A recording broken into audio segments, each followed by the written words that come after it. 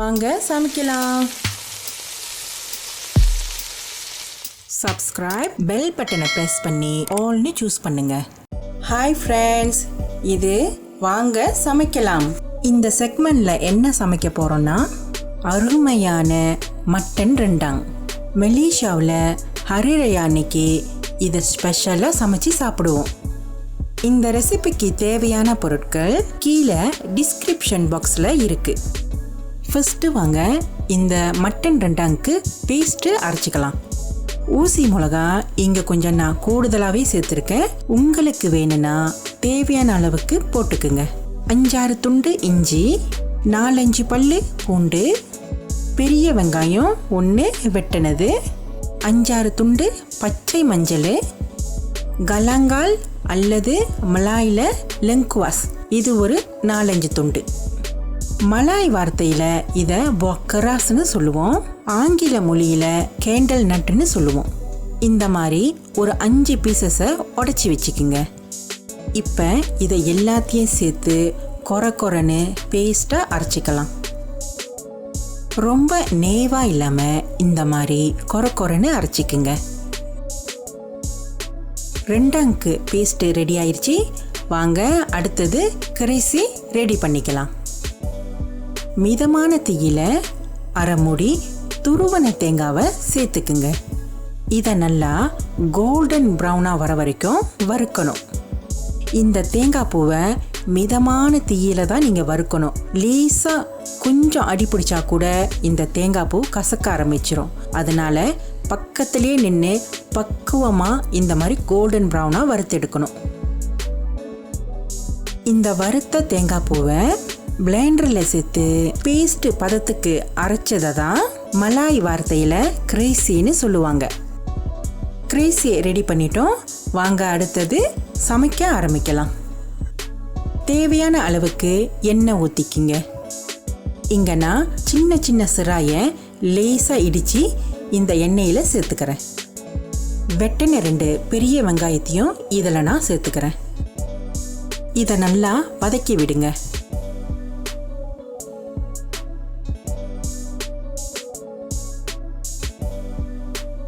வெங்காயம் நல்லா வதங்கினோன்னு அரைச்சி வச்ச ரெண்டாங் பேஸ்ட்டை சேர்த்துக்கலாம்.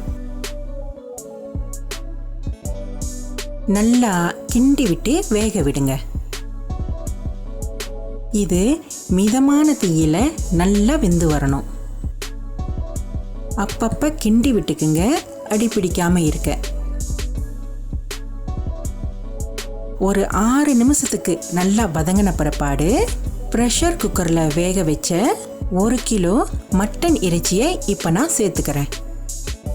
இந்த மட்டன் இறைச்சியை ப்ரெஷர் குக்கரில் எப்படி வேக வைக்கணும்னா வீடியோ மேலே அல்லது கீழே லிங்க் இருக்கும், தட்டி பார்த்துக்குங்க. பொதுவாக ரெண்டாங்க்கு மட்டனை ஒரு விசில்லே நான் எடுத்துருவேன். ஏன்னா ரெண்டாங் செய்யும் போது தேங்காய் பாலை ஊற்றி வேற வேக வைப்போம். அதனால் பதமாக மட்டன் இறைச்சை வேக வச்சுக்குங்க.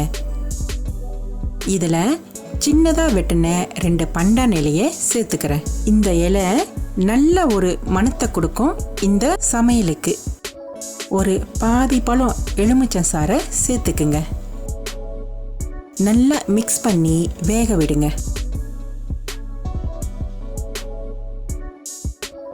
இந்த மாதிரி நல்ல கொதி வந்தோன்னே 1 கப் தேங்காய் பாலை சேர்த்துக்குங்க. நல்லா கிண்டி விட்டுக்குங்க.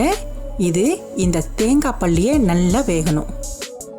இப்போ இதை மூடி போட்டு ஒரு 10 நிமிஷத்துக்கு நல்லா கொதிக்க விடுங்க. அப்பப்போ கிண்டி விட்டுக்குங்க, அடி பிடிக்காம இருக்க.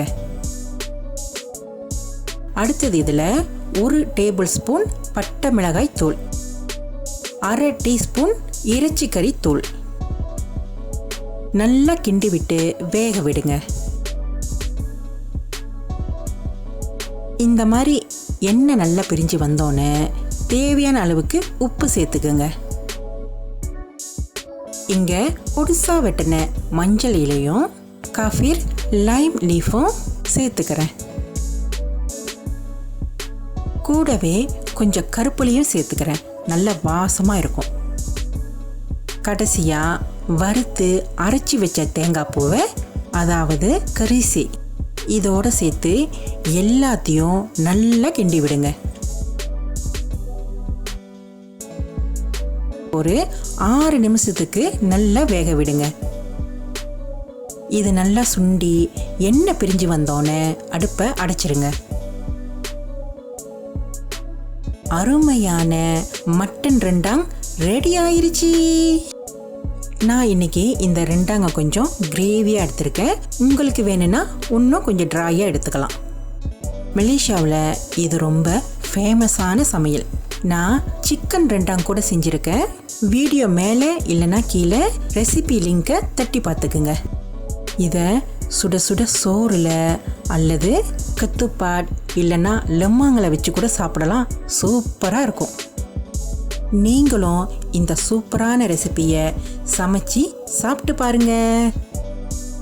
லைக், ஷேர், சப்ஸ்கிரைப், பெல் பட்டனை ப்ரெஸ் பண்ணுங்க. எங்கள் சேனலை சப்போர்ட் பண்ணுற எல்லா மக்களுக்கும் ரொம்ப ரொம்ப நன்றி. கமெண்ட் பண்ண மறந்துடாதீங்க. அடுத்த வீடியோவில் பார்க்கலாம். பாய்.